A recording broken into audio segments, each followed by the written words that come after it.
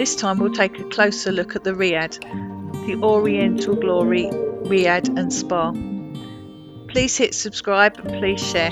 That'd be amazing, thanks. On arrival, we were greeted with the traditional mint tea in the beautiful and peaceful interior courtyard garden, softly bathed in ambient music.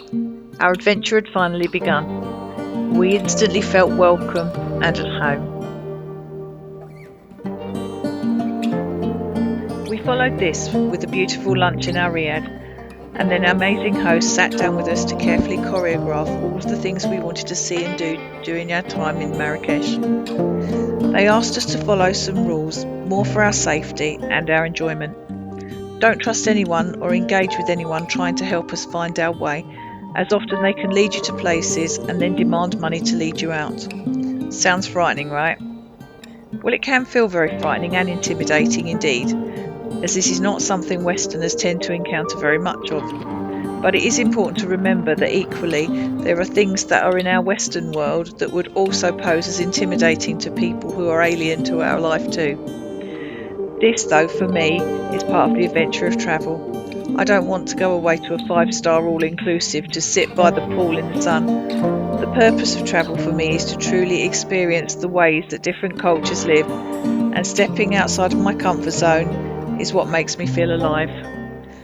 We were given all the phone numbers of our hosts, and we were advised to contact them and send them a photograph on WhatsApp of where we were if we needed their help, and they would come and find us. And they stayed true to their word.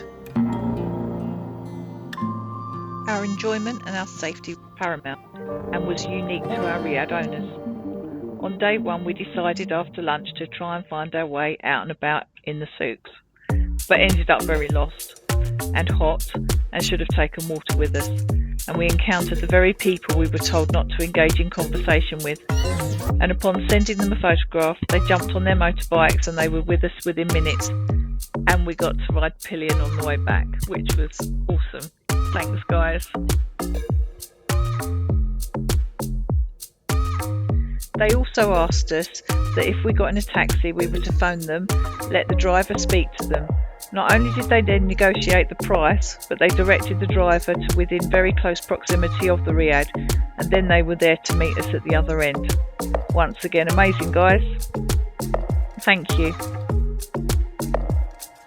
So to give you a bit of a history of Riad, they're typically built with an open courtyard in the centre. These traditional Moroccan homes are one of two types of traditional Moroccan home, often comprising of 2 or more stories around an interior symmetrical garden centred around a fountain. Riads were the home of the rich, but this has changed over the years, but the design has been retained. Moroccan houses focused on privacy and protection. The design also found support in the social mores of Islamic society, which placed great value on privacy and encouraged a separation between private family spaces where women notably lived and worked, and the semi-public spaces where guests were received. The houses were inward focused with a centrally placed interior garden or courtyard, and the lack of large windows from the front. The central gardens of the traditional Riads were often planted with fruit trees such as oranges and lemons. The word Riad actually originates from the Arabic word for garden, historically a courtyard garden symmetrically divided into 4 parts along its central axis. In recent years, though, there has been an increased interest in the use of Riads in the tourist industry, and many of the houses that were dilapidated have been renovated and are in service to the tourist industry, such as this one. So you'll note by the name that this Riad has a spa. A hammam is a steam room which offers exfoliation followed by massage, in which people come together to relax and bathe. Hammams often contain a series of rooms employing dry and damp heat, washing, salts and soaps. Hammams are said to boost the immune system, relax both mind and body, and increase blood flow and circulation. Hammam literally means communal bathhouse. Now, our experience wasn't a case of having a bath in what you'd imagine to be like visiting a swimming pool in the UK, but it was an amazing spa experience. Not knowing fully what to expect, we walked up to the rooftop terrace to a heated stone room with 2 stone beds and a deep sink. We were scrubbed from head to toe by a local woman who left our skin silky soft and glowing, which was absolutely amazing. The heat of the room is designed to induce perspiration prior to being scrubbed. This sounds harsh experience, but it wasn't at all.